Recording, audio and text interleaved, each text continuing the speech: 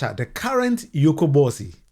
Recently, Papa news him Sembebre or ne Shatawale Sem or ne Chama wound to me. As in Sembebre, to be honest, me and man or any argument. But of course, being an investigative journalist, no, me would say Unimojuma way.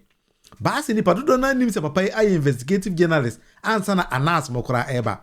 That is Mr. Raymond Acha. When about you fit there, as an enemy, may you show be a kai say, Ebia, only any Papa and accident. There be Papa and Yemian no ba say. Well, fine gentlemen, I like Mr. Raymond Acha. Na Papa mo kai say one mind be Ghana. I a friend of McDan. McDan to that way. McDan group of companies.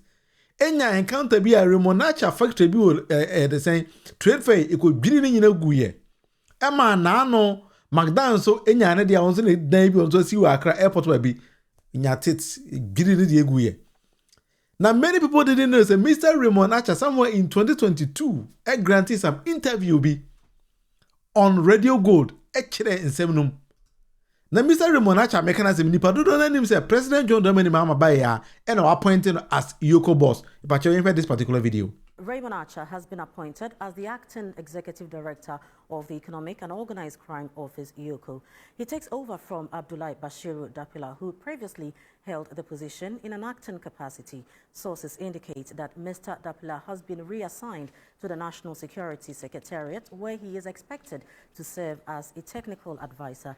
Mr. Acha, a former investigative journalist, assumes leadership of EOCO at a time when the office continues to intensify efforts in combating economic and organized crime across the country. All right, and the President John Dramani Mahama making the first appointment no the Mr. Raymond Acha ka homa papa na ebe organize crime e koso gan nya no ono na be boss ho.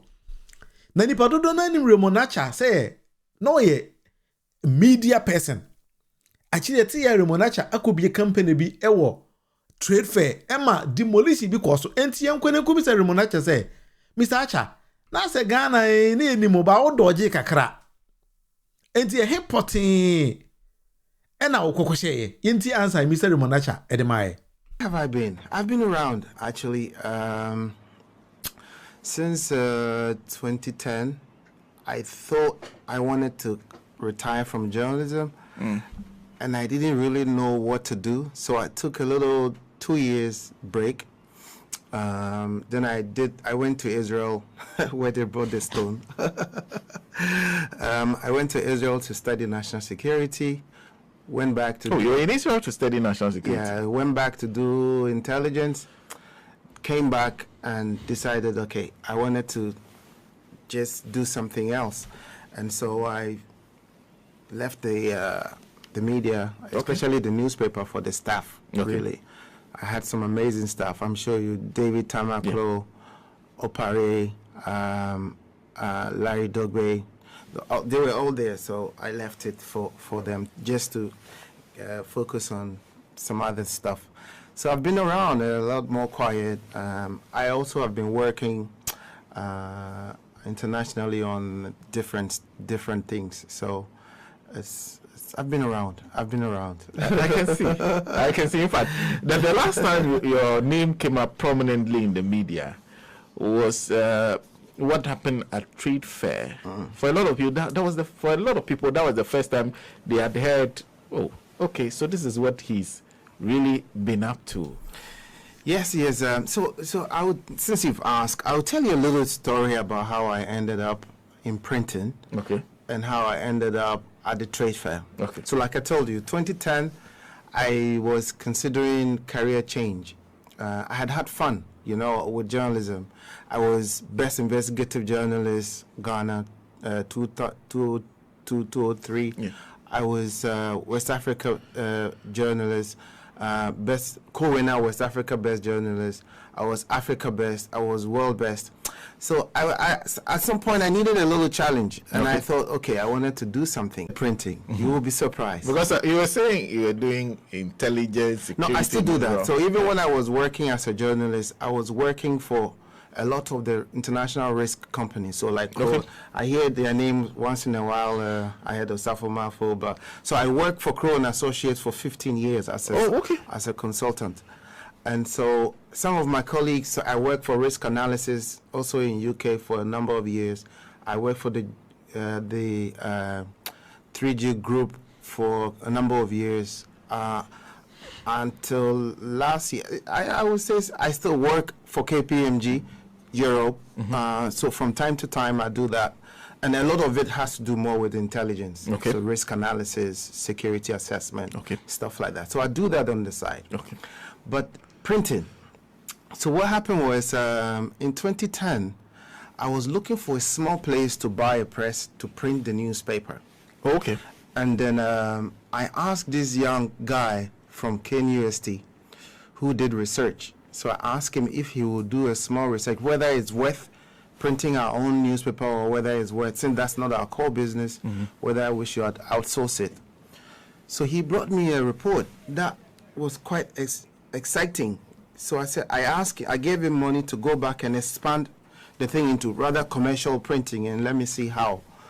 And when he gave me the numbers, I said, okay, I think now that I'm looking at other careers, I think I will focus here. Okay. So I started there. Then I needed a smaller place.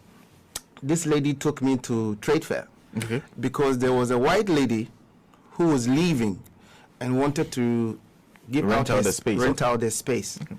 So I went there, and the amount she was calling, I was like, how? I'm a Ghanaian. Like, I'm renting from a white person who is leaving. So it should be possible for me to also rent. Okay. At that time, the chief executive there, I think the one appointed by Kufo was the one who was there. And he had this plan that he wanted companies to come to the trade fair because when Nkrumah's original idea was he wanted the one side to be an industrial side, and he wanted more industrial companies to come there. So when I went to see him, he was excited, and he actually wanted me to follow him to other companies to try to bring them to the trade fair, so that industrial section would be taken by companies as part of the original plan. So that's how he gave me the space, bare land, and I started doing block work, like one block after the other. You built it? We built it. It was bush when they in fact, the guy who showed me the thing gave me the size, and he couldn't go into the bush, so he threw the stone and said, that's your size. So we weeded it. We brought people. We started molding the block, one block after another. And for about a year and a half, we managed to put up the first phase. Okay. So the first phase was more of a general printing. The second phase was security printing. So we ended up printing some of the MTN scratch cards. Okay. The final phase was the packaging. And I was so excited about the company because of where we were heading towards. Okay. We had become so good at what we were doing, also not because of my knowledge, because we had a lot of experts who brought in a lot of knowledge.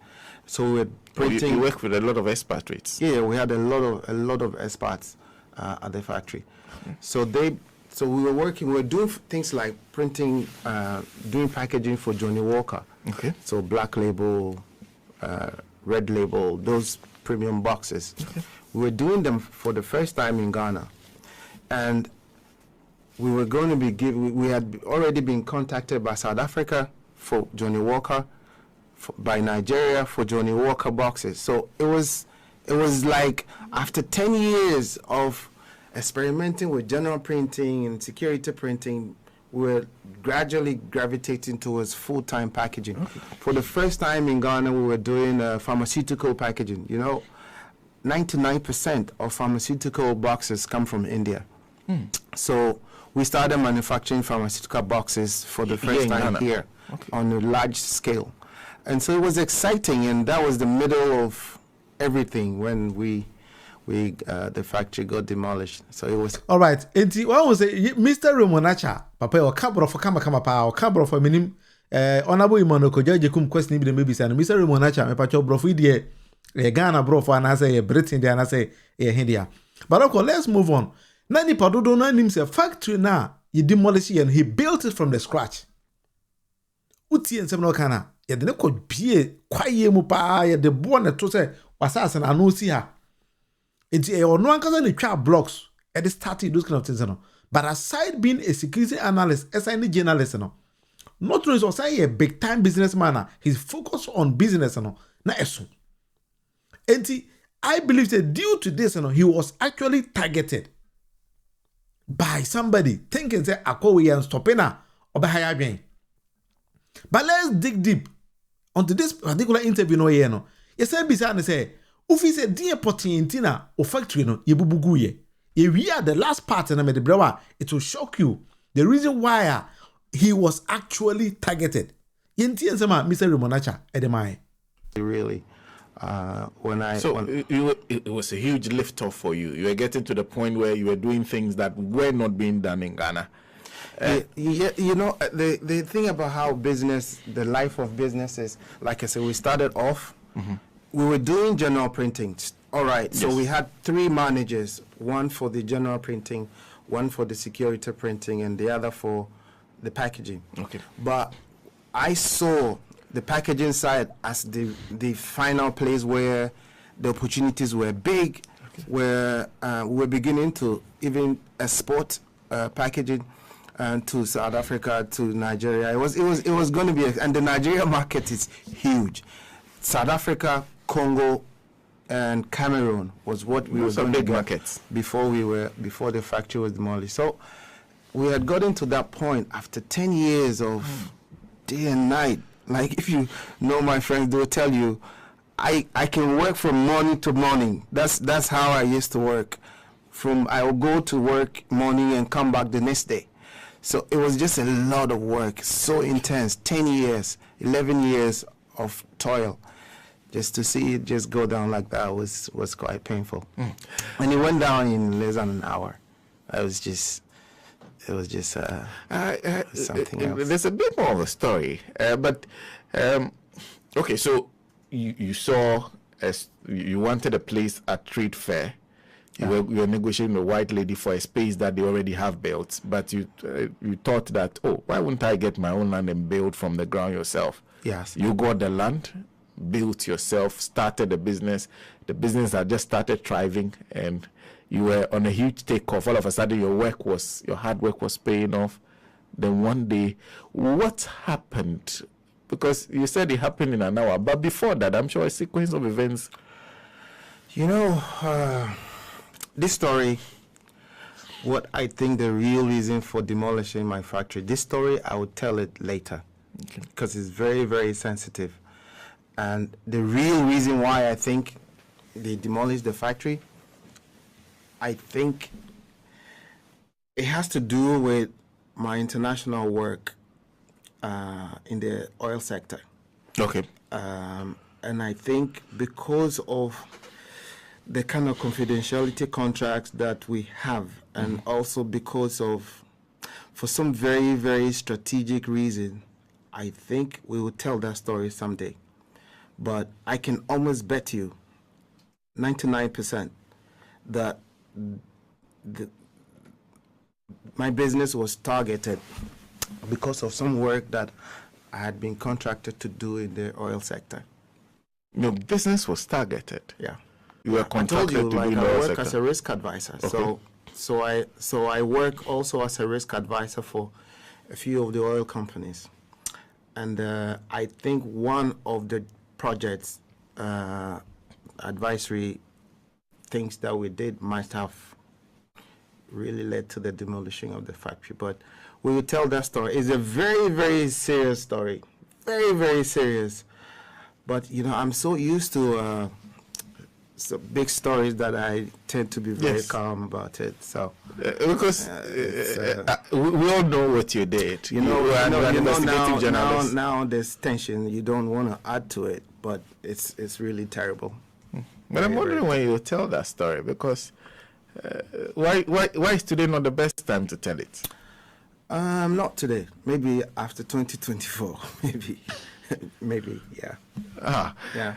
Because a lot of people felt Raymond Acha, investigative journalist, you were one of those who they felt were responsible for the MPP's loss in 2008. Of course, the man who contested at the time is the man who is president now. your work, even in the studios, you hosting a show. Among there's some of the information so you let put me out. tell you about that show. Is it Election Forensics? Election Forensics, yeah. So what had happened to you meant that you were done with the business. no, not just that, but so they demolished the factory and they destroyed the equipment.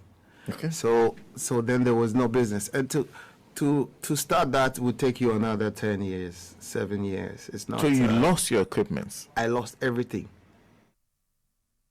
But I'm wondering whether you sought any form of. Sometimes when this happens to you as a businessman, these are losses to you.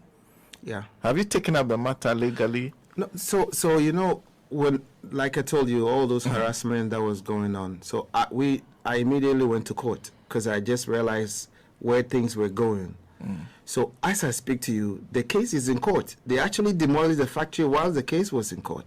Okay. But for very strategic reasons, I don't even want to push because they will give you some judgment that it will even be more hurtful. And so they don't call the case anymore. They just left it at I will leave it at that for some other day.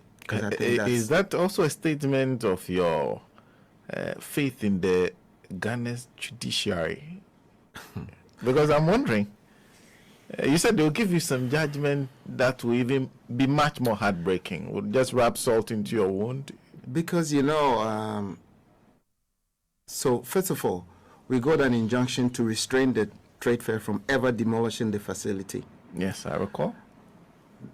They were served, they went to court, they lost the argument. In fact, they did not even come and defend themselves on the issue of the injunction.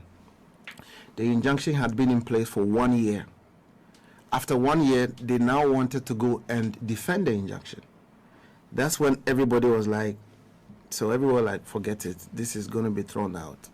Don't worry about it. What I did not know, what I found out later, was the fact that there had been a decision completely non-related to the court that led to the demolition of the factory.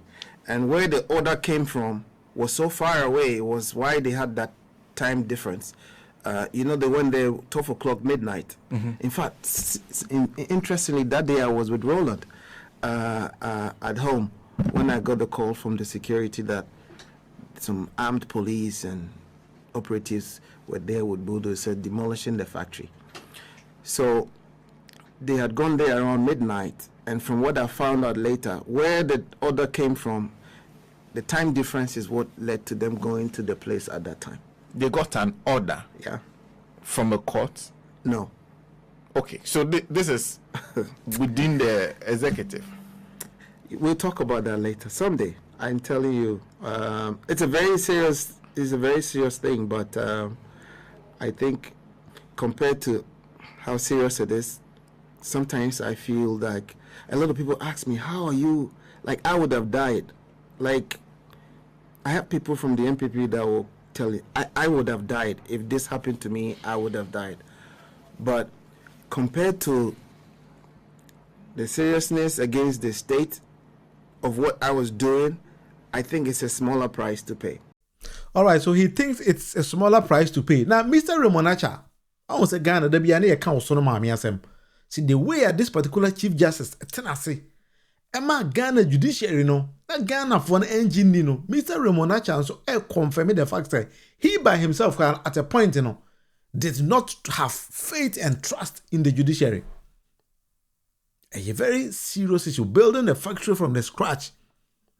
So the 10 years in operation, but by that time, when back 1 hour, everything is gone. They destroyed, demolished almost everything.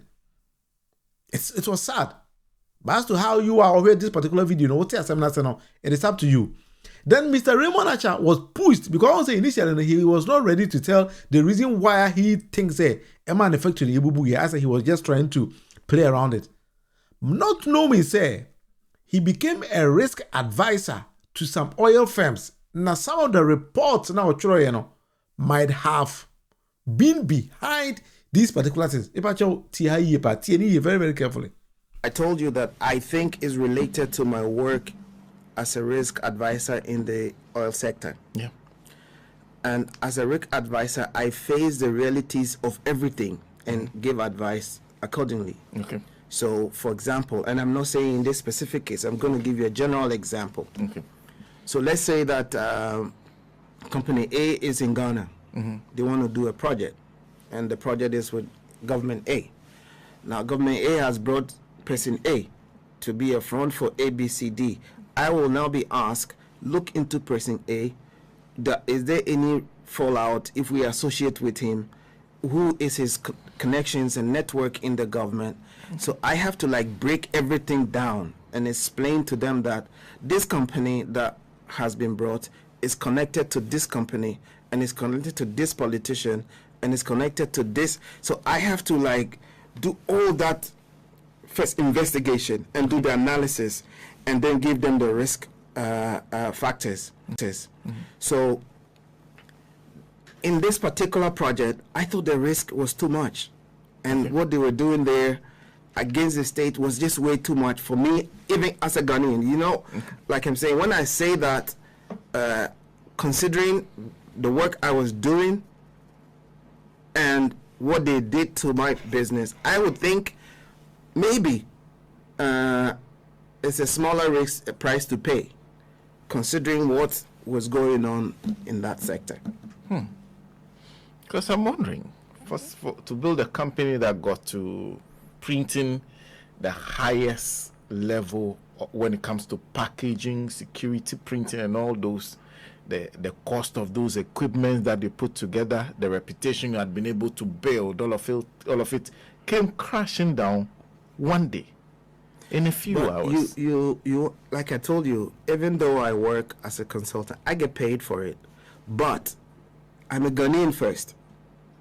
If I'm working in, let's say, Rwanda, I'm not from Rwanda, so I would just give them the realities and that's it. Okay.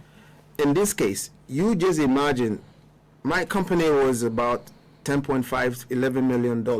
Okay. Imagine the value of the oil sector, the oil fields. Okay. We're talking billions. And my factory is for me and my family alone. The oil sector, the oil fields, is for 31 million people. So that's what I'm trying to say, that if I can save that project for the people, I am happy to sacrifice my small business against the billions that benefits everyone. That's actually what I'm trying to say. If you want to demolish my factory because I'm in the way of taking things that belong to 31 million people, and you want to take me out because I'm standing in the way, I'm happy to do that. It's always been what I have been anyway. You're standing in somebody's way? Yeah. In the oil field, in the oil sector. It's a lot of things. There's a lot of things that goes on. And I think sometimes I feel like Ghanaians know like 20%. All right, Mr. Raymond say he was trying to be a good citizen of the country, but not just a spectator. But at the point in Nkrufobi fee say, Utitia Omonaz because of some report and research via why how Ghana tie.